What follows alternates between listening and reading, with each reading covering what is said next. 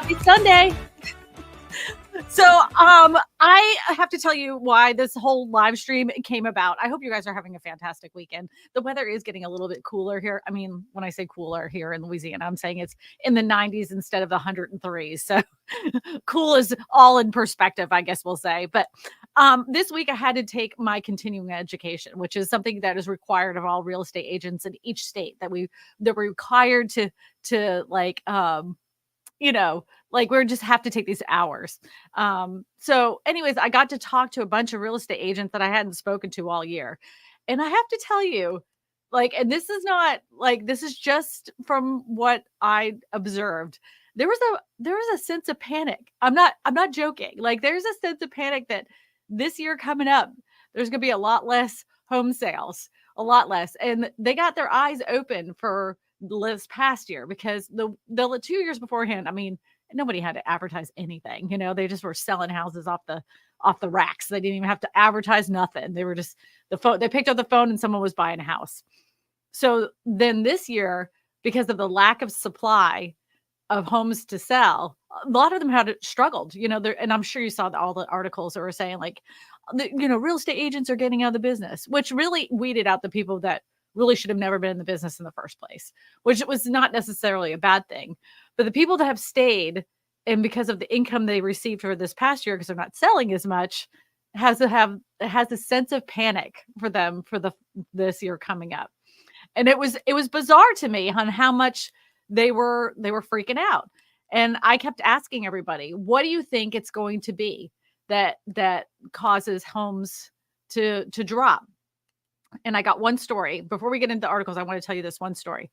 So the thing that was said to me was there are people out there right now that are in a financial situation, but they're too embarrassed to reach out to ask for help. They haven't been paying their mortgages. They did the forbearance twice. This one agent was telling me they had done the forbearance twice. And by the time that he finally called her to list her home, their home, it was too late. It was too late because now the foreclosure process was already, the wheels were in motion because they hadn't been paying. And so there was nothing they could do. So that house is going to be going through the foreclosure process, not to be seen on the market for at least 9 months. If the bank even puts it on the market, most likely it'd be sold to investor before it ever hits the open market. But I'm curious to find out how many of these people are in this situation that they took the forbearance, then they restructured their loan, and now they're getting to the point where they can't pay it. And then as the economy gets to the point where more and more people can't afford their lives, we actually have more people now that are below the poverty line than we ever have in history. How many of those that we secretly don't know that aren't paying their mortgage because they haven't hit that foreclosure number yet the following year, how many of those are we actually going to see? I don't know. I really don't know. I'm just telling you what I observed in this specific meeting, and how the landscape of this meeting had really changed. The other thing I wanted to point out too is normally when we have these classes, they're very small. They're very small. Most people take them online, and this time, this year, that room was full, packed from front to back because they're free classes. You just go there for 2 days, and they were packed. And that surprised me as well, how many people actually showed up because there were free classes. So it's going to be an interesting year next year. So that being said, I did put a poll out there, and we're going to look at that in a bit. But there was a few articles that came out about what they believe is going to make the housing market pop. So Eddie, without further ado, if you could throw up one of those articles, please, I would greatly appreciate it. While he's doing that, I want to say hi to Debbie Brady, MH8. I want to say hello to you. Beth R., welcome to the live stream.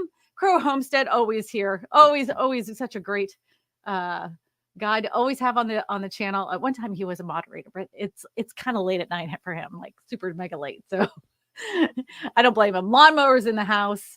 There's several of you here. BB's here. Jay Moore is here. Welcome, welcome, welcome.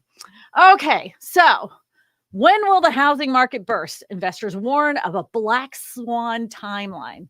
So I had some issues with this article, but you're if you've been watching this live stream for a bit or listening to this as a podcast, you're going to know what my qualms are pretty quick.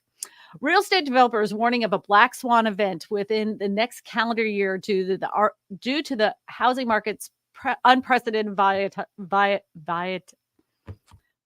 volatility. Thank you.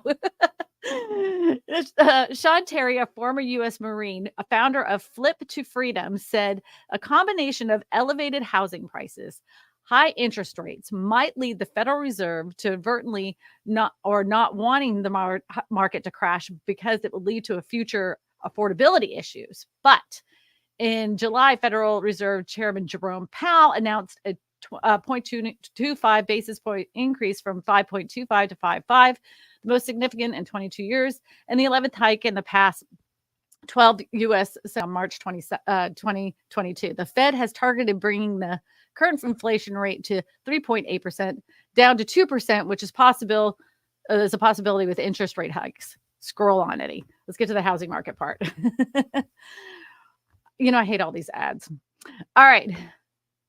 Where did you go, Eddie? Where are you going? Eddie's going crazy. All right. Black swan events occur when the circumstances may be inevitable for unforeseen or by various, I can't even say that word. Through retrospect, signs of major catastrophes are evident along the way. Eddie, I think you skipped a major part of this. Thank you, Alex, for the $19.99 super chat.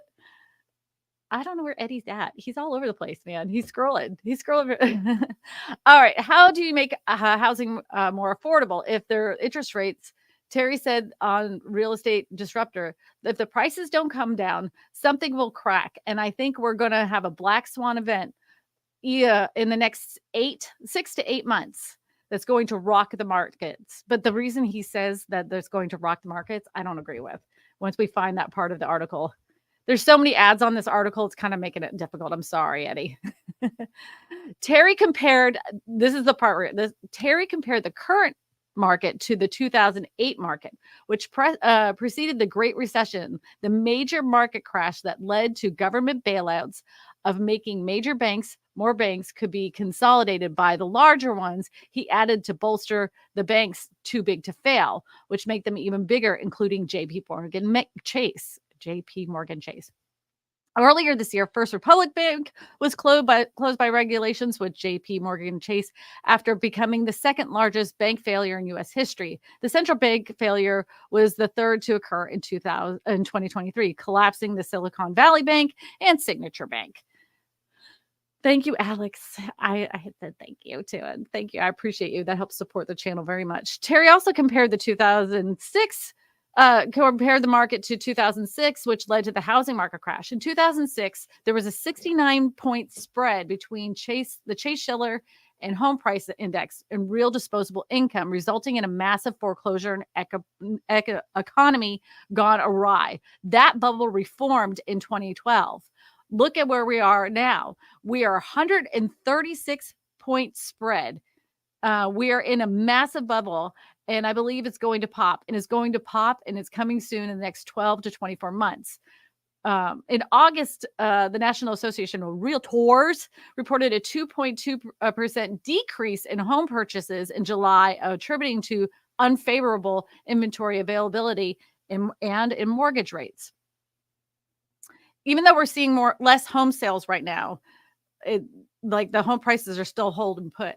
Most homeowners continue to enjoy their wealth gains from recent years with little concern about price declines, said Chief Economist Lawrence Yoon. However, many renters are concerned as they are facing growing affordability challenges because of their high interest rates. Yoon told Newsweek on Monday that the current housing market problem is limited by supply, which you guys are smart. You know this because I've been talking about it endlessly. And it began in the pre-pandemic when the shortage was approximately 4 to 5 million new housing units in America in 2019. That came about due to the population and job growth outpacing the new construction. Then the shortage worsened during the first year of COVID and the real estate boom, as many desired to take advantage of the historically low rates. The shortage intensified and mortgage rates shot up due to homeowners who were unwilling to list and give away their locked in rates. So, this is the part I was going to talk about. So, how many of those people that took that forbearance, had a restructuring of their loans, still haven't found a job that necessarily pays their mortgage and are too scared to actually put their house on the market, or, or embarrassed, that they weren't able to pay it? How many are out there? And one one is still calming in the economy and inflation that could lead to modestly lower mortgage rates and more buyers entering the market. It will also depend on home builders escalating construction, including repurposing empty commercial buildings and residential units. Now, here's the other thing that we've talked about this all the time, that they should be turning these commercial buildings that aren't being used now and into residential units. But what I'm seeing across the board, that any developer that is taking commercial property and turning into residential units, they're not affordable. They're luxury units. They are very expensive housing units. I saw one though that was really bad, and I have to pull up this picture. I'll pull it up next week because it's terrible. Home prices are not crashing in this scenario, said Yoon. Home prices will depend on whether home builders can fill this sufficient supply to the housing market. And everybody that keeps arguing with me, there's plenty of houses out there. They're just sitting vacant. There's many reasons why investors keep homes vacant, and they're doing it for a reason. It's not because they're looking to sell them at a loss. That's for sure. The scenario of an economic recession leading to job losses in turn, forcing selling of homes is less consumer confidence enters the market. That will also lead to much lower interest rates, and about 70 to 80% of Americans will stable employment, potentially taking advantage of such rates. So one of the other things that people have been talking about, and I mentioned it in my last video, is that as the bonds market is going to determine what mortgage rates do. If mortgage rates dip just in the fives, like even if it's 5.9, we're going to have a scenario again of home prices going crazy. This scenario may cause home prices to rise even faster if some of the wealthy people decide to reallocate investments from the stock market into the real estate market.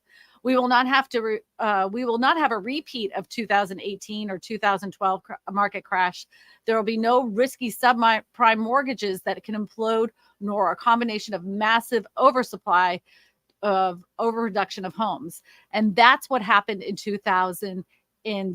Before the crash, there was a ton of risky loans out there. Builders were building houses like popcorn. I mean, they were just going up everywhere. And we haven't had that because builders' confidence hasn't been great. And when the pandemic started, we were already short a bunch of homes. I've been doing housing supply videos, the shortage problem, since before 2019. I knew we were short homes, and I knew we were facing a big problem. Who knew it was going to escalate as quickly as it has? And now, but even then, we weren't even building affordable homes back then, very few smaller homes. That being said, not all areas are going to have the same issue. So if the job market collapses, of course, you're going to see more houses drop. But in those smaller towns, you're not going to see significant price changes one way or the other because they never had significant increases. And they didn't, so they probably won't have significant decreases, just a FYI. Yeah, walking away from a mortgage often involves a bankruptcy. And you're right, because that real estate agent I was talking to said that they went ahead and filed bankruptcy. Like they couldn't pay their mortgage. They ended up not paying their car loan. So they just went ahead and did a whole bankruptcy.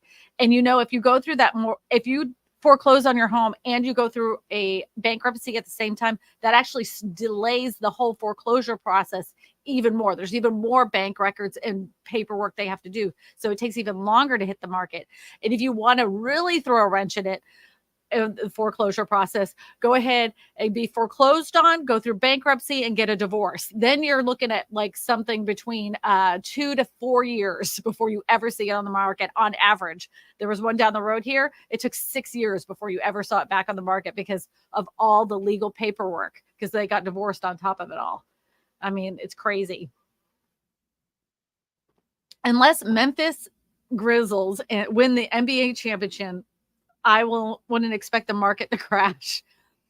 The only like, honestly, though, the feeling of home buyers and the feeling of real estate agents has shifted. People have really said enough with these prices. The only people are going to pay the price for homes today is A, if the interest rates for homes go down, B, there's a significant price drop, or C, there's a significant amount of supply of the homes on the market. Because a lot of people are kind of like, you know what? I'm just going to step out. Forget it. I'm not paying these prices. I'm not going to pay for that interest rate in hopes that later on down the road, the interest rate will go down and I'll refinance, because that's a recipe for disaster. A lot of people are saying that. Others are saying, well, I mean, obviously these home prices aren't sustainable. So at some point they're going to crash. I'm going to wait for that. So if we have more and more people have to sell their house, and there's less and less people saying I'm going to willing to pay that price, and the interest rates are still up, it's very possible we could see some home prices in the negative territories. I mean, I mean, you got to remember too, though, these people won't be hitting foreclosure. They're just taking a price reduction. A lot of people are sitting on a buttload of equity, but at least a lot of home sellers in some areas will be more negotiable. In my area, they've been more negotiable for over a year. Like, very rarely do you see, no contingencies, or, waiving the inspection period or anything like that. The only time that you see that is if the rates start to dip. And if we see rates below 6, like just a hair under 6%, if it's like 5.99 or something like that, people are going to go crazy again. They're going to go nuts because they're going to see that magic number and they're going to be like, I got to get in right now. So anyways, Debbie Brady says, will 2024 be the year of the foreclosure? I don't know. I mean, that was like, honestly, that was extremely eye-opening to me. We still are not like, we're just right at the same levels we were before 2019. I think we're just a hair under. So I don't see foreclosures like, foreclosure rates for all 50 states in July of 2023. Oh, thank you, Eddie. Let's pull this up. Let's see what they are. The foreclosure rates. So yeah, Vermont's number 50. I want to know what number 1 is. Let's scroll all the way down to see who is number 1. If I'm going to guess, I'm going to guess New Jersey. New Jersey's usually number 1. So let's just see if I'm right. You guys put in your guess. Well, who do you think number 1 is while Eddie scrolls down? Oh, Massachusetts was 21 there. Louisiana's 19. Shocker. Shocker. I bet you I bet you those foreclosures are mostly in the New Orleans area, because they've had a rocky real estate market during this whole pandemic. Oklahoma's number 10. Florida's number 9. Connecticut is number 8. Ohio is number 7. Nevada is number 6. That's the land of Las Vegas. We got South Carolina is number 5. Number 4 is Illinois. Delaware is number 3. New Jersey's number 2. I was close. Let's see who number 1 is. Let's see who's number 1. Ready? Everybody get their guesses in. Everybody's saying California. Let's see. Let's see who's number 1, Eddie. Don't keep them waiting. Nevada. Nope, wasn't Nevada. It wasn't California. Don't keep them waiting, Eddie. Put them up on the screen. Come on. I don't have control over the screen. He's making us wait, man. I hate that. Maryland? All right, ranked 18th for the most populous state in America. In miniature, place for the place first for the highest foreclosure rate for the second month in a row, totaling 2,516,314 units, of which 1,215 went into foreclosure.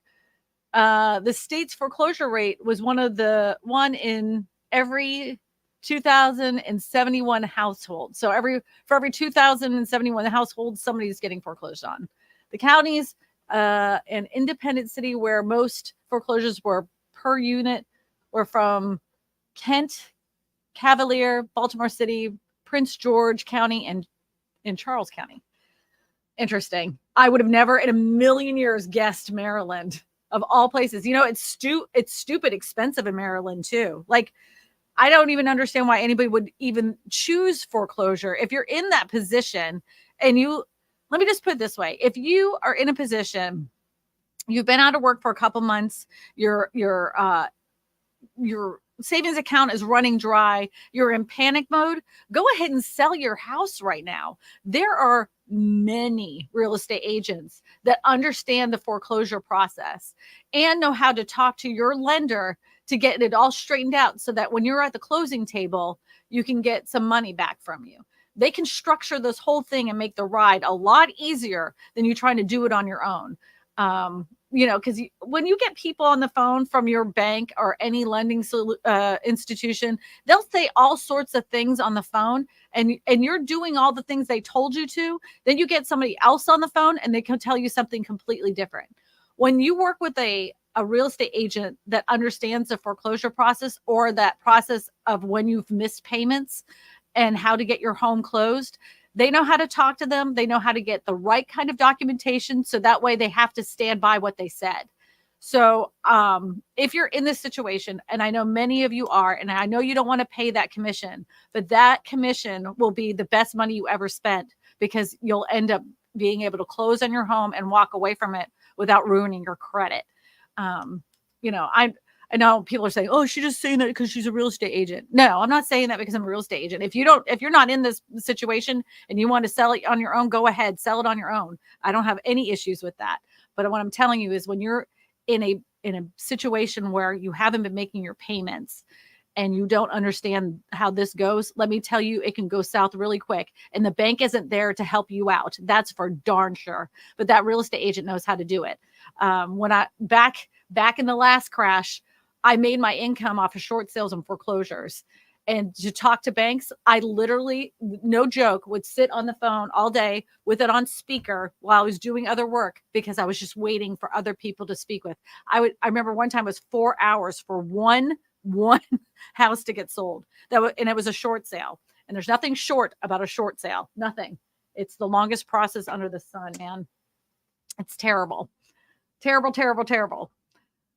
BlackRock and other huge hedge funds will soak up all the excess inventory for cheap. And you're right, Jerry Garcia, because you know what? That's exactly what they did during the last crash.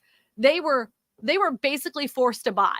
They were like, these banks were like, look, we're too big to fail. You guys told us to offer these loans, these packages. We bundled them all up for all your investment buddies. Buy back this supply because we don't need it on our books. It's ruining us. And they were like, okay, okay. So they buy it and they're like, what do we do with it? And some savvy real estate agent said, well, people are foreclosing on, they need something to rent. Why don't you just rent them out? Just fix them up a little bit. So put some paint on there and just rent them out to everybody. And they did. And then they realized how much money it could make them. And they were like, we could package this up as REITs. We can even make more money off of people. And then they really restructured their whole plan. They love them. They love real estate. They love it. All right. I bet that it won't pop. The buyer mix will shift. But my guess is that corporations will be that marginal buyer for any homes below the median. You're right. Homes above the median, those could pop. You know what? That's an interesting thought. So I know for my area and many areas that anything in that top tier area is always more difficult to sell. When you're in my specific area, if you have anything over $1 million, it's going to be a lot harder to sell. And anything like between 600 and $1 million, it may not be as hard, but it's still more difficult to sell because there's so much more available in that area, right? And so you're trying to sell not just the house, you're trying to sell all the amenities and everything else that goes with it because there's so much available in that specific price range, including new construction. So the competition's higher. Those homes have been seeing more significant price reductions in my specific area. Anything that's below 200 has had like an easier time. But I'll tell you this, one of the outskirts areas of Baton Rouge has like 3 listings right now that haven't even been shown because I talked to those agents. and they're under 300,000. They're under 300,000. They're not in a flood zone. They've never flooded before, and they've never even had a showing. So to me, that tells me the buyers are tired. Buyers are tired, and they're just waiting for the interest rates to drop because they're way below the median cost of a home, but they're exhausted. But I also will say this time of year when football season starts is around here is always a lull in the housing market anyways, but not to the point where nobody has seen the house, not one showing. That's not good. Oh, we have a question for Eddie. Trevor H. Could a macro social economic drop in the Fed percentage rate actually do anything to cause a drop that could take the housing rates even lower and drive even more renters to own tiny homes? There's always that possibility. There's always that possibility. So if home prices continue to go up, young people are much more savvy than they've ever been. Even during the pandemic, they were like, we used to, I'm Gen X, and we used to joke about like, oh, I'm going to go live down by the river in a van, right? But people younger than us were like, you know what? I will go live in a van down by the river, and I'm going to enjoy myself, and I'm going to make content about it and monetize my life. And they've made a killing doing it. They're not embarrassed by that lifestyle. They're not even close to embarrassed. Something that would kill my family's soul. My parents would be like, oh my God, these kids are like, whatever, this is what I could afford. I'm traveling everywhere and I'm going to enjoy my life.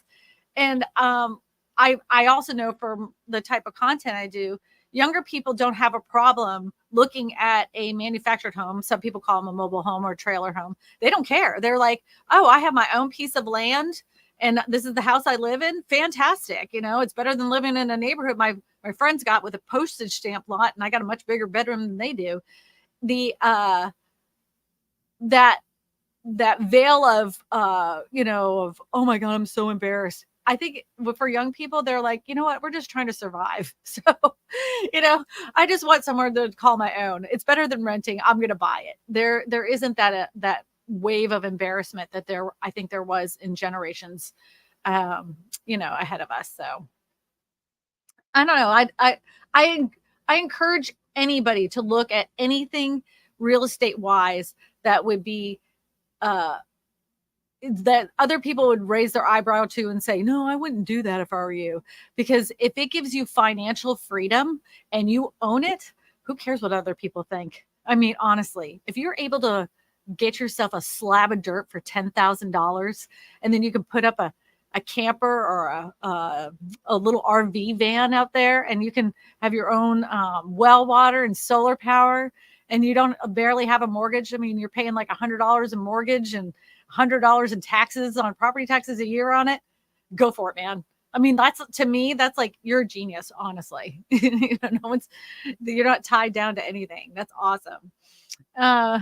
Desert Eden Bloom says, wait, back up. I was behind on my mortgage in 2008 and got a home modification via my bank of Wells Fargo. So that realtor might not be in on the know. Always reach out to your lender. Yes, this is true. So, but this person that she was talking about took the forbearance twice, did a home restructuring, and still didn't pay his mortgage. He was done, and he was filing bankruptcy. So yeah, always check with your lender first. If you're completely right. If you're in a financial bind, work with your lender first. See what they can do for you, if anything. Some of them won't. Some of them will not. But some of them will. Especially some local ones, they're really good about it. Will the housing interest percentage drop to 5 again? There's rumors of it. There are rumors of it. I have to tell you, years ago, like 2 years ago, I kept saying interest rates were going to reach over 5, and then the following year. And then everybody kept telling me, you're wrong, Kristina. You're wrong. Oh, I could see it at 3%, maybe 4%, but not 5%. And then it went up to 7%. And I was like, who's right? Kristina was right. So, thank you. I did a little look at that. VCG Construction with a $20 super chat. Thank you, Vince. That's so nice of you. I love your channel too. If you guys need to know anything you could possibly ever need about any tool under the sun, VCG Construction has it. They've been my long time YouTube friends from the very beginning. I think I had 10 subscribers at the time, and he found one of my videos and wrote something on there. I was like, oh, and then I just started following him then. And then we actually even met him once in the great state of Texas. Eddie and I went out and met him and his lovely wife, and we met Lawnmower there too. We did. And no joke, I got at that time on his channel, I got into a clothes dryer to show everybody, to prove how incredibly small I was. I jumped into a clothes dryer. Kristina's an idiot. So anyways, if we have any questions, go ahead and put them on the screen, Eddie. Thank you so much. Muddy Sneaker 77 says, Kristina, would you buy a home in 2024, or would you wait to see if unemployment rises and prices drip a bit? That's a deep question. That is a deep question. So my husband and I, matter of fact, are on the house hunt for buying a home for our daughters. I know that sounds like, but we kind of are in a place where we could possibly buy a investment property because they're going to college there. Instead of them paying rent to a landlord, why don't we just buy a house, fix it up, and have them rent the house from us? So that's what we're thinking about. And we're stewing on that ourselves. Like, should we wait? If the interest rates drop, I'm going to get a house.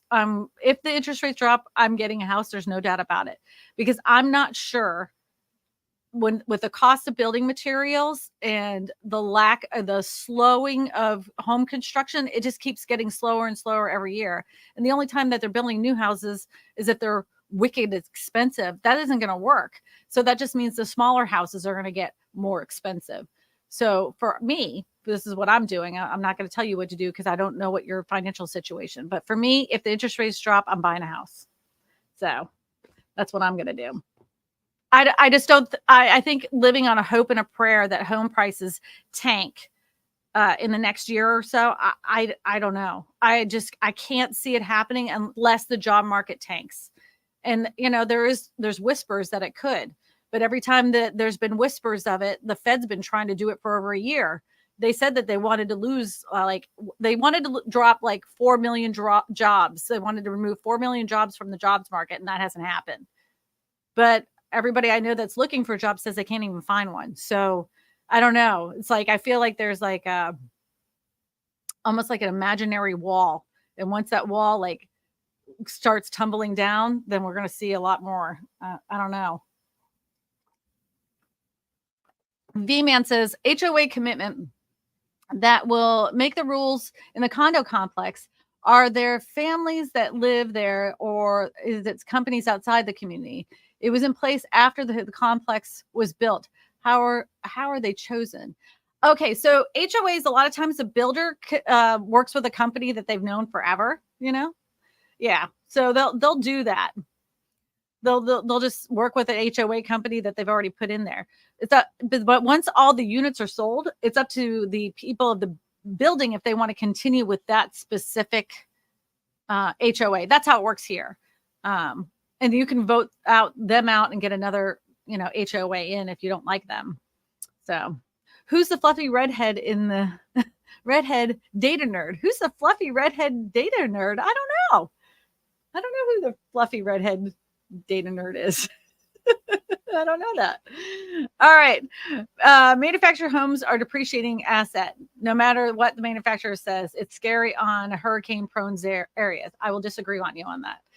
Homes that were built before 1976, you were correct. Not all manufactured homes are a depreciating asset. Just like any piece of real estate, it's the location. If you're going to put your manufactured home in a manufactured home park, yes, you're going to lose money on your manufactured home. There's no doubt about it, because you don't own the land underneath it. It's just basically you're renting a parking space, and that's where you're parking your home. And it's really super expensive to move it. So it's going to be there for life. And if you don't pay for it and you can't move it, then the people that have the park get the manufactured home. But if you have a manufactured home on a good piece of real estate, you have an appreciating asset. And I can show you so many listings that have sold for above market value in the last 10 years that were sitting on a nice piece of land and they made a good profit. Now, would they have made more profit if they had a house there? Absolutely, 100%. But it wasn't a depreciating asset for them. It still made them money. So, anyways, will auto repos come first before hitting the real estate market? That is a really interesting question. So I follow a lot of different investment people on all sorts of platforms, and they've been calling for a rise in repossession of cars for over a year. But I have yet to have seen any of these cars come to fruition. And they've been saying it really for like a year and a half. Everybody wants to be the one that said, I said it first, Oh, I said that happened. I said it was going to happen. If you say it enough, it will end up happening. I think that we're going to see more cars in 2024 being repossessed, and that will help with the high price of vehicles, because to buy a used car right now is absolutely ridiculously stupid expensive. But with that being said, the automakers, it looks like there's going to be another strike there. And I don't know if you saw the news report, but they said that if there is a strike of workers, that new cars will go up in price, because, that they just have to. And according to the car makers, they just have to. So that's always been one of those things. Once the repossession of cars go up, then the repossessions of homes come like 9 months later. So that's a good indicator to look from. That's for sure. Yep. Definitely a good indicator. Affordable homes equals major fixer up there. It can. Yeah. Well, I mean, my husband and I's first house was literally the pit. Literally the grossest house under the sun. It actually was full of renters. And it was the first house we ever bought. We bought it for a steal. We put a lot of blood, sweat, equity in it, and we sold it for a mint. So, I mean, it works. And then we bought a house around the corner here. And it was, again, a dump. It was full. It was a hoarder's house, had rats as big as cats in there. We fixed that up. And that thing it's a diamond, because they rezoned that whole entire area as multifamily units. It can be multifamily. I'm sorry, mixed use. I'm sorry. They rezoned it for mixed use. So I can use it as commercial property, or I can use it as residential. And do you know what that did? It made the value go up exponentially. So yeah, fixer upper means sweat equity, which means high returns. So yeah. Marco Polo says, Kristina has an amazing channel. Thank you, Marco Polo. Marco, everybody else say it. Put it in the chat. Marco. And he play those swimming games. So smart to buy a home and have your kids rent from you. Well, I mean, I'm trying to give them the opportunity to figure this out for themselves, right? And trust me, the house that we're getting them isn't going to be it's not going to be a brand new house. I can tell you that. It's going to be the one that makes them go, if I had this house, I'd do this. If I had this, I would do this. The one that keeps their imagination going, so that when they will want their own house, they will want to do things in the house. Yeah. And I think that's what saved me, because we always had nice houses growing up when I was a kid, but I always had that imagination of, well, if I have a house, I would really want this. And that motivated me to want my first house. So Fran has a question. We are listing and selling our house in March next year. Any tips? Oh, there's so many things you can do. So I would go around your house and start decluttering now. The less garbage crap you have in your house, the better. So take off all things off the shelves. If you have a bookcase and it's loaded with a bunch of books, take about half the books out. I always tell my clients when they were listing that, all the stuff you see in your house, remove about half of it. And they'll be like, oh, it's going to look bare. And I always say, no, it's going to look bigger, and people like bigger. So remove about half of it.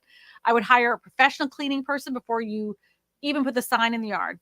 Hire a professional cleaning person to clean your house from top to bottom. I would go through and start adding as much flowers in your flower beds as you can. One of the most overlooked things that most people don't understand is that curb appeal is the first thing that they see. So if your mailbox looks like garbage, it's time to either replace your mailbox, or B, like paint it and get it up to par. I know that seems really minor, but it makes a big difference because they already have a mindset when they see a nice, shiny new mailbox in the front. They're like, oh, they really take care of the place. Oh, look at those flowers. So they're already in a good mindset before they walk through the door. So if you have any other issues, they might be willing to look over it because they already have a good, warm feeling before they walk through the door. Those are just a few things. If you want some more advice, just go ahead and email me. Thomas Morrison says, Kristina, I think not worth it for 4 years in college unless you want to hold onto a property for a longer period of time, then rent it out. Absolutely. Oh, no, I'm not getting rid of it. I plan on keeping it for other college students in the future. You know, like I'm not just buying it for them and going, oh, I'm just going to sell it in 4 years. Absolutely not. To me, it doesn't even make sense if you're not going to. And this goes to everybody in the chat, every single person. If you don't plan on living in that house or holding on to that house for 7 years, don't do it. Don't do it. Don't buy a house. Very, very rarely will we see a moment in history like we just saw in the last 2 years where you see equity go up hundreds of thousands of dollars on pieces of property within 2 years. You know, most of the time, you're not going to get a really good return on your investment for at least 7 years. So if you don't plan on holding on to it for 7 years, the house, don't buy it. Don't do it. Don't do it. You guys like my cat? This is my Halloween cat. It's my Halloween cat. All right. Planning a build to rent home in Aldi, Virginia on my lot. And since we're allowed to build only one home, any size, do you think modular multifamily better option for rent to cost wise? If it was me, I would do multifamily. That would be me. I would do multifamily buildings. Y'all, I'm hot. So hold on a second. I'm changing out of this thing. I'm like, I don't know if you can see my face is red as a tomato because I'm like sweating. Oh, oh, I was trying to like bite the bullet. I'm like, maybe I can make it through. Maybe I can make it through. I cannot. I am I am like melting. Melting. Here we go. Back to the reality here. And if you could put another question on the screen, I will answer that since I have undressed in front of my audience. Not really anybody that's listening. I'm clothed. I have clothes on, I promise. Debbie Brady, look away, she's stripping. I'm not that, this isn't that kind of channel. Yeah, people said polo. Somebody did it. Yay. So Thomas says, would lowering the rate restart the current housing price increase again? Yes, it would. Lower rate equals more affordable with little inventory. If we have this is what I'm kind of thinking in my brain because this always happens. And I'm like, this is just from what I've seen in history. Every time we go into an election year, interest rates tend to favor, during that time. I see that the closer we get to the election, the closer we're going to see interest rates drop, the closer, and now that's going to do is start a firestorm again of, multiple offers, crazy investors. Investors really love, this kind of market. Right now, they're in a good shape because people say, "Oh, the investors are pulling out," but they know what they're doing. They're like, well, they know that a lot of home buyers are sitting on the edge, right? And they have cash, so they just walk right up to them and say, "Hey, look, I know you're not getting any offers on your house. I know you have it listed for $250,000. I'll buy it from you for $230,000 cash, and you can walk away from it." And they're like, "Well, I gained, $70,000 in the last couple of years. Well, you know what? I'll just get rid of it." And they know what they're doing. But if this starts all over again and you have those investors that are new investors that don't have cash and now the money's cheap, the investment money's cheap, and other people that have been sitting on the fence waiting to buy their first home, it's going to cause a problem all over again. Barbara Corcoran said it's like all hell's going to break loose. And she said that on the morning news. And then she was like, "Oh, I can't say that, can I?" Well, you did, Barbara. You already did. They didn't even bleep it out. So and he's pulling this up. I'm wondering if this air conditioner is working in here. My God, I feel like I'm melting. 2,000 years later. What was this? Eddie, what are you doing? Is this you're pulling memes up on the screen? Oh, I think you hit the wrong button. You click that off real quick. Eddie, you already put that question up on the screen. If you could put another question up, that would be great. Really appreciate it. Thanks so much. I appreciate you. I appreciate you. I actually have a real black cat that looks just like that, and her name is Soapy. And so my daughter got me this for my birthday. So, so I can have a fake Soapy in my office. Listen, ha ha ha says, is it true that a tiny home on wheels is a depreciating asset, and a tiny home on a foundation is an appreciating asset? Okay, so the only time when I'd say that a tiny home on wheels is an appreciating asset is during a time like we had during the pandemic.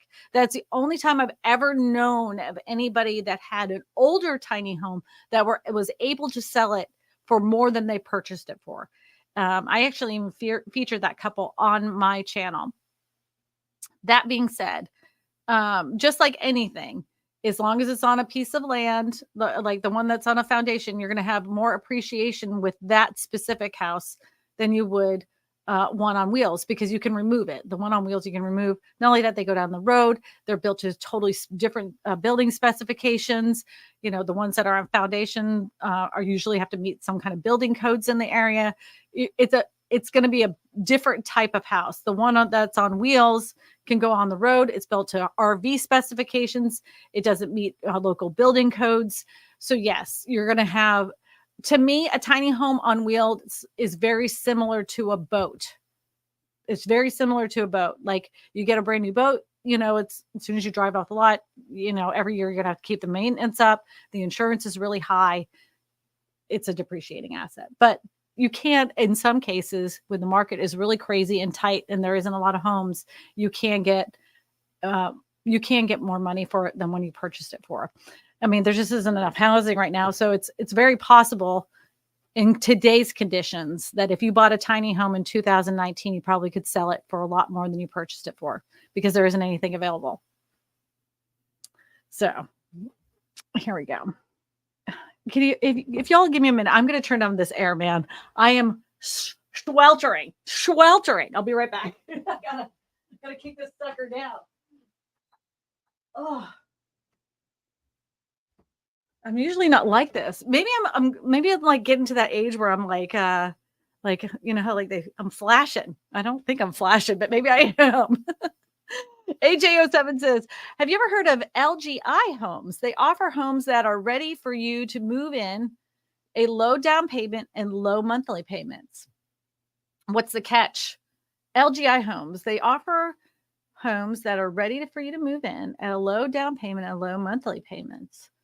And he's going to pull this up. I've never heard of LGI. Let me see what the acronym means. Fell into your dream home with LGI. This is the website. We don't build houses, we build homes.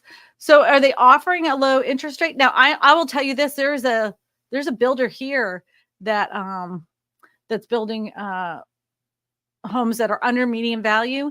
And they have a local lender here that they're doing them at 5.99%. They really are. So if you use their lender and their title company, they will give you a house at 5.99%. So LGI Homes, we build our success on constructing quality homes at attainable, affordable prices. Our spacious new homes are built in amenity-rich communities across the U.S., providing safety, privacy of your own home, along with the convenience and access to nearby cities. I've never heard of this company. Is it like, I wonder if they're offering like lower interest rates, or what they're doing to make the payments low, or maybe they're just saying low payments. I don't know what they're offering to make their payments low, unless they're given some kind of incentive to make it low, or maybe maybe the years of the loan are even longer. I'm not sure. I don't know. I've never heard of this company, honestly. We don't have them here in Louisiana. I'll look into it more though. I'll let you know. It'll be interesting. Now, I've seen like some, um, because the last time I was talking about homes that you could, they call them like rent to own homes. Um, there is a company that does them. They're mostly up north though, and they start these neighborhoods.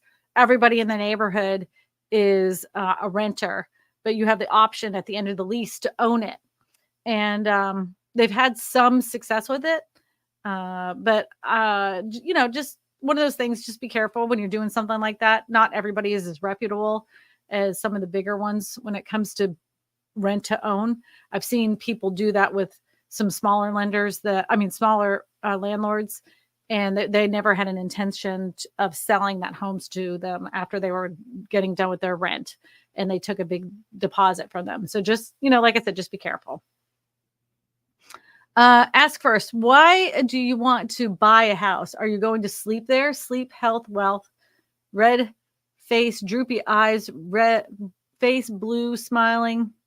114 West Coast. I don't know what you're talking about. I don't know what that means, Eddie. That was an interesting comment. MR, question, is price per square foot something you should seriously look at when house hunting? If so, is there a certain price per square foot number to be under? Example, more than anything over 250 square feet is overpriced. That's a very interesting question and a very good question. So price per square foot is going to depend on the neighborhood, like the neighborhood that you live in. And price per square foot is going to depend on new construction too, because price per square foot on new construction is going to be different than existing construction. And there's always a median or an average for the specific town. So let's just say the city of Baton Rouge, price per square foot is $200 for existing homes, but price per square foot on new homes is $250,000. So you're going to want to know that for that specific area. You're going to have to contact your real estate agent for that. At one time, the average price per square foot was $100 per square foot. $100, but not anymore. And also know this too: when the bigger the house, the less this in most cases, the bigger the house, when they're building a bigger house, the square footage price per square foot is actually cheaper the bigger it is. Just to let you know. Kristina, I can't even say my own name. Kristina, are there any reputable companies that sell land for low prices and a low down payment? That is an investigation thing. And that brings up a very important point that I want to bring out to every single person, because whenever there's desperate times, there's always desperate people that do desperate things to scam you, right? There's been an increase of people creating fake titles to pieces of land and trying to sell them online. So anytime you're looking at any piece of land, I want you to go to the courthouse or go to your tax assessor's office or to their website and make sure they're the actual owners of that piece of land, because this is what's been happening. These scammers will go online, they'll fake a whole title, they'll put it up for sale. They'll tell the person, if you buy this from me for $10,000 cash, when it normally would have been valued at $100,000, because they're in desperate situation to get it sold because of whatever reason, just give them $10,000 cash. They're going to go ahead and hand over the deed to you, sign everything with the notary. You think you have something official in your hands. And then sure enough, a year down the road, when you're going to build something, you can't, because it doesn't belong to you and you didn't know that, but you had everything signed. You had a notary come out there. You have a deed. Doesn't exist. It was all fake. The whole thing was fake. So find out what the survey says for the land. There's usually a survey online. If you can't find a survey, there might be a mock survey on the tax assessor's website. On that survey, it will say who the owners of that piece of dirt are. If it doesn't match who's selling the house, contact the seller and say, I just looked on the tax assessor's website. This isn't matching what you said. Can you give me some clarification? Most of the time they're going to run for the hills after that. They're going to be like, oh, well, yeah, well, my cousin's uncle's brother died and da, da, da. And if they say that, if they say somebody died in the family and they inherited, say, I want to see this succession that says that you now own this piece of property. They're not going to be able to magically pull that out of the air. And if you're even more concerned, but you still want that piece of property, contact a local title office in your area and ask them to pull up the paperwork, because it only takes them a few seconds. It won't even cost you that much money. In most areas, it will be free. Just ask them to pull it up and say, does this piece of property, or is it owned by this company or person? So just be very careful when you're buying a piece of land. But it doesn't even matter what company. You can look on Zillow, Realtor.com, and lands.com. There's so many different places that sell land. Doesn't matter who's selling it. Just be very careful to make sure that they own it and that you will be the rightful owner at the end of it. Inventor Edgar says, when submitting an offer, what is the most attractive to the seller? The price reduction with the buyer paying closing costs, or asking price with the seller paying closing costs equivalent to the price reduction? Ooh, that's a good question. Because you're playing semantics at this point. Like the realtors, the real estate agents know what you're doing. They're like, okay, it's like they say it's 6 on one side and a half a dozen on the other. In some sellers' mind, the fact that they got their asking price, because that's what it says on the paper, they're like, oh, I got asking price, but I paid $10,000 in closing costs. For that specific bragging right, for some reason, that seems like a big deal to them. But in other cases, they don't care either way. You have to test it. You have to test what the seller is willing to do. Some people can't, their ego can't handle it. Like, I want to sell it for $250,000. I'll give the $5,000 in closing costs, but I'm selling it for $250,000 instead of like taking it down to $245,000 and the buyer paying closing costs. It's just a number, one way or the other. You're still paying the same amount. You're still getting the same amount at the end. They don't get it. Oh, the air conditioning's finally working. Oh, I don't know how the settlers did it. I don't know how anybody did it back in the day. I was put on this earth for this time, this period in history, because there's air conditioning. There's no way in the world I can handle this. No way. If you guys have any questions, please make sure put it on the screen. Okay, here we go. Eddie's got a big question on the screen. Gonna put it up on the screen any moment. I got a message saying it's gonna put all right. Please address how illegal immigration is causing massive strain on our real estate market, where the majority of Americans suffer because of this. I don't know what you mean, because like a lot of the places that are taking in immigrants, they're just taking over commercial buildings or old hotels, and they're putting immigrants there. I mean, they're not taking over luxury homes where people are purchasing them. They're not even taking over good, affordable homes. It's usually like places that most people wouldn't want to live. If you're talking about we have a lot of foreign investors that are buying a lot of housing, like China's one of them. China's like the biggest investor in the United States for buying up like farmland and housing. And a lot of them will leave it vacant because they're using it as a place to park their money. I think there should be a limitation on foreign investment in our country. I've thought that for quite some time. There should be some process for them to not so easily be able to buy a piece of dirt here. But that's just me. But I know like New York City has had a big influx of illegal immigrants. Actually, they're not illegal. They're legal. They're legally I shouldn't say they're not illegal yet, because they've all been accounted for. I guess they are illegal. They're just waiting for their green cards. And they have had a big influx, but they're not like living in the best accommodations under the sun. That's for dang sure. Some of them are living, on slabs of concrete. Like I wouldn't give that to anybody. I wouldn't even give that to my dog without a blanket. I mean, I don't see that as a big issue of, you know, legal immigrants are taking all our homes. I just don't see that. I don't see that at all. But that's just me. I mean, you can argue with me later about it, but from what I've seen, that's not the case. Not the case.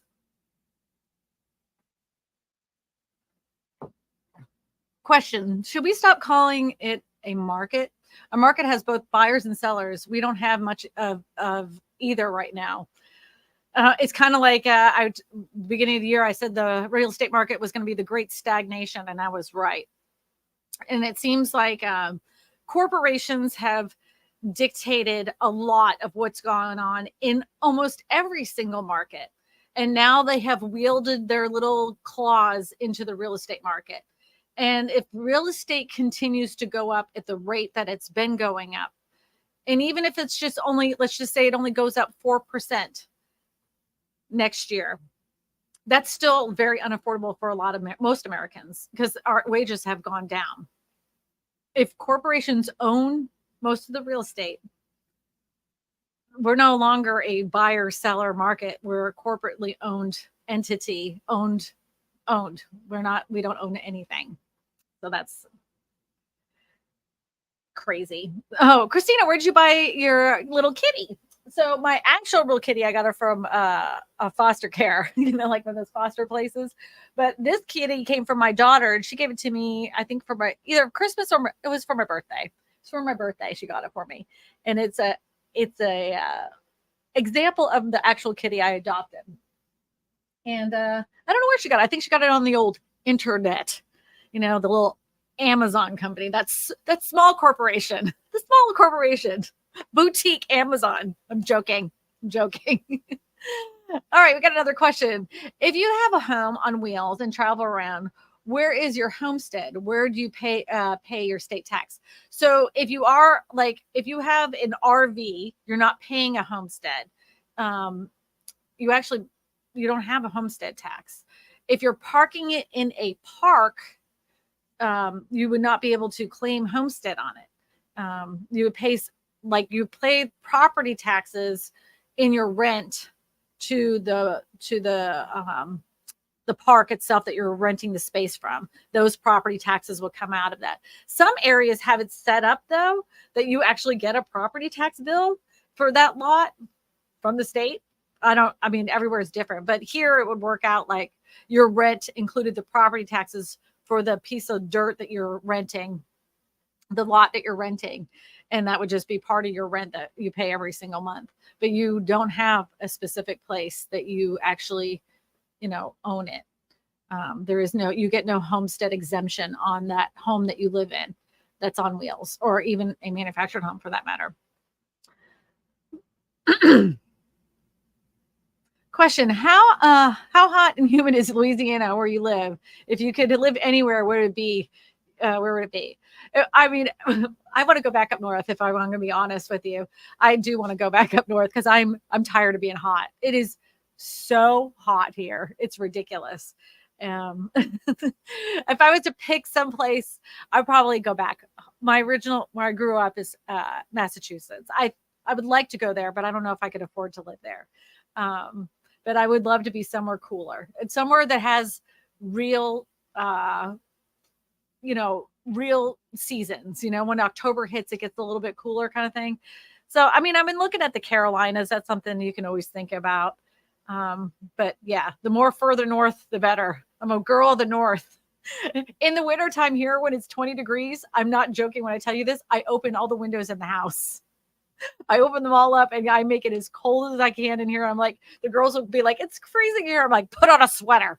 Put on a sweater. That's what they made sweaters for. I'm a girl of the north. Yeah, but it is hot and humid here. Yeah, it's awful. I don't 10 out of 10 don't recommend summers here. When people say, "Oh, I'm going to go to New Orleans in August," I'm like, "Oh, you poor soul. Why would you do that?" I bet you'll leave the hotel once. Yeah. Look, yeah, Eddie wants to go to North Carolina. My husband's smitten with Asheville, North Carolina. He's a schmitten. It is beautiful up there. We went up there years ago for our anniversary, or was it for my birthday? It was for my birthday, and he fell in love with it. So I 10 out of 10 would recommend. Uh, do you think the evictions that will happen because of the 2020 pandemic will bring down rent? Daughter can't buy or rent now. Yeah, then that's the case for a lot of people. I think some areas, like we haven't had rental moratoriums here in forever. I mean, like there hasn't been. But there's going to be places like California and everything else that has like they lifted all those moratoriums. They're going to be evicting a bunch of people. It's possible that rent prices could go down in some areas. But for right now, we still have a lack of units. And I'm not 100% convinced that some of this isn't manufactured by big corporations and foreign investors on the lack of apartment buildings that are available. I've been following a few people on social media sites that live in buildings that only have a handful of residents living in them. Why? It's not like there isn't enough people to rent them out. Why is it that there's a good portion of San Diego and San Francisco that has vacant buildings, vacant housing? It isn't everybody. They can't be that all of these people have a second house. Are they doing it on purpose because they're trying to keep the rent up? Because they own so many rentals. Because if you own the most rentals in the area, you're basically dictating the price of how much those rents are. You're the one. If you own the most rentals, you're dictating the price. But it is possible it could. Ooh. I think he's going to raise it. I think he's going to raise it. Some people say he's not, but I think he's going to raise it. Quarter point. We'll see. We'll see. I think I'm going to have Ryan on here, Ryan LaRussa. He loves to talk about the Fed. Not because he's like in love with Jerome Powell, but he likes to tell you how it affects the mortgage market whenever Jerome Powell says what he says. And you know what? It isn't usually what the speech that he reads. When he reads his little speech, he's just saying, we're planning on doing this. We're trying to taper down. We're doing we're trying to bring it down to the 2%. He says this paragraph, right? That literally takes him like 3 minutes to read it. Nothing really happens with markets until he opens his mouth when people start asking questions. The minute the questions start getting asked, he says all sorts of crazy stuff, and it makes all the markets go nuts. So who knows what's going to happen? I wish they get a new guy, but that's just me. Alex says, what do you know about the gravity furnace in an old house? A gravity furnace? I've never heard of this. How hard is it to put in an AC in a home built in the 1920s? I do not have I'm not a general contractor. I've done my fair share of flipping of houses, but we have yet to have dealt with a house that has a furnace in it ever. I have never heard of a gravity furnace. Oh, Eddie's going to pull it up on the screen because he knew I didn't have it. He knows we've never heard of it. A gravity furnace inspection. Gravity furnaces are heating units and they're related to equipment that employ gravity to move warm air through the building. These antiquated furnaces were installed from the 1800s to the mid 20th century and are still found in some older buildings. Rip that sucker out. It's probably full of asbestos. Their design is simple. The fuel is inserted through a door into a combustion chamber, which heats the surrounding air before it rises into upper levels of the dwelling through ductwork running throughout the walls and the floors of the building. Vents that are strategically attached to the ductwork, allowing hot air to escape into the rooms. This design is sometimes referred to as an octopus furnace. That sounds like a nightmare. It's probably full of lead paint and asbestos. Take that sucker out. I don't know what I'm talking about on that, but it sounds dangerous. It gives me an icky feeling. And my dad always says, trust your gut. My gut says, rip that sucker out. So Denver's migrants are getting apartments. Now, do they have what kind of apartments? Like, what do these apartments look like? Because I know in my area, they don't. It isn't anything I would like write home about. That's for darn sure. Uh-oh. Eddie's having, like when we are, for some reason, my computer needs to be reset. Where are you looking there, Papa? I can't see anything. Yes, I call my husband Papa. I love it when you call me Big Papa. Throw your hands in the air like a true player. Anybody that knows what I'm talking about. I was quoting a song there. I was quoting a song. Yeah, I haven't seen what kind of apartments they're getting, but like there were some in Texas and they were old, like old motor inn. I wouldn't call them apartments. They were like motor inn hotels, and they had like 6 families in one little tiny room with a bathroom. Yep. Christina's rapid. Biggie Smalls. That's right. I call my husband Biggie Smalls, Here we go. I'm going to put this question on the screen. I don't know what happened to Eddie Teddy there.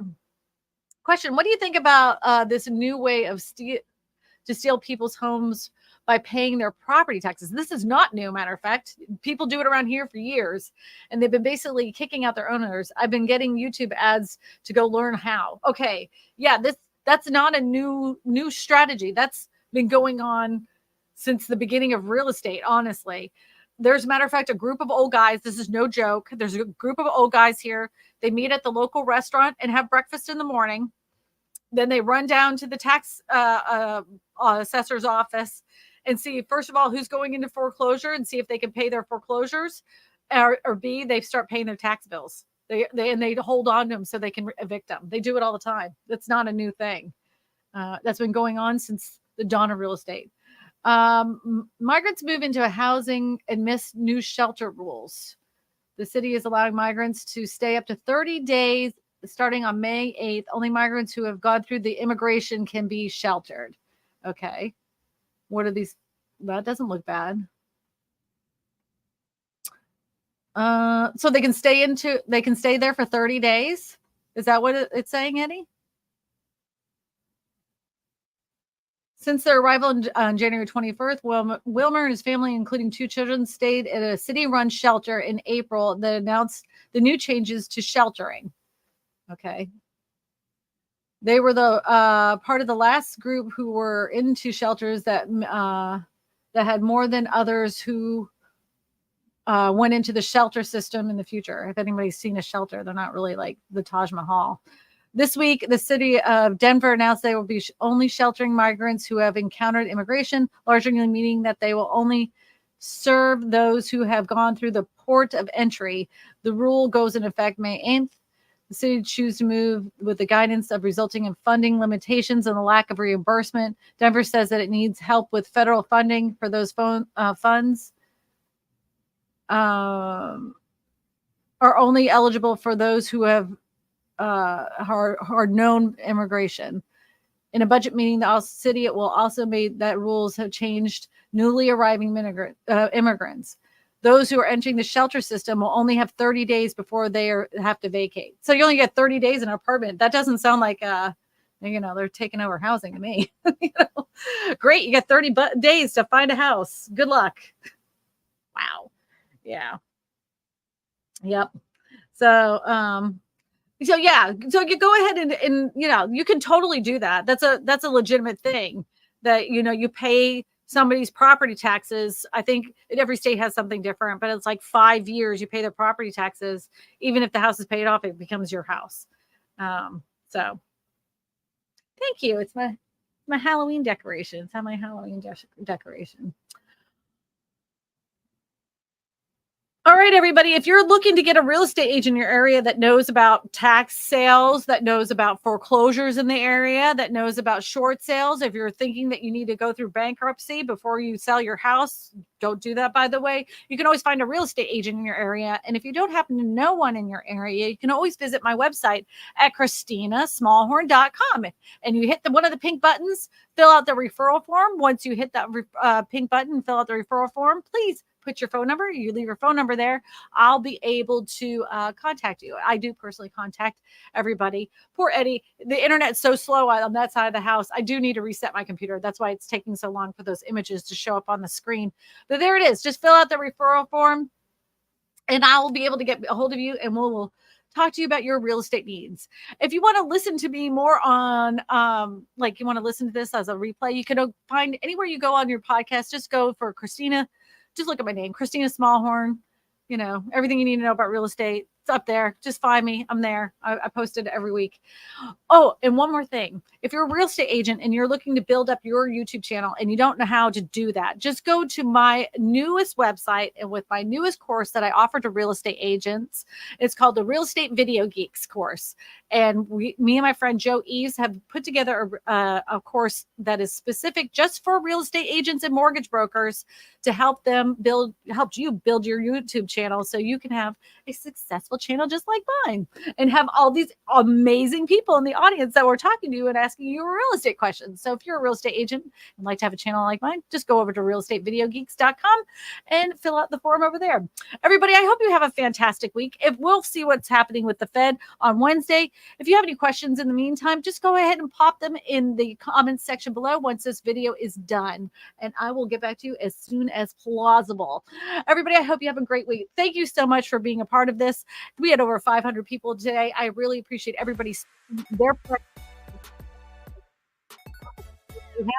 is time, even though it is unprecedented times. I'm kind of tired of that.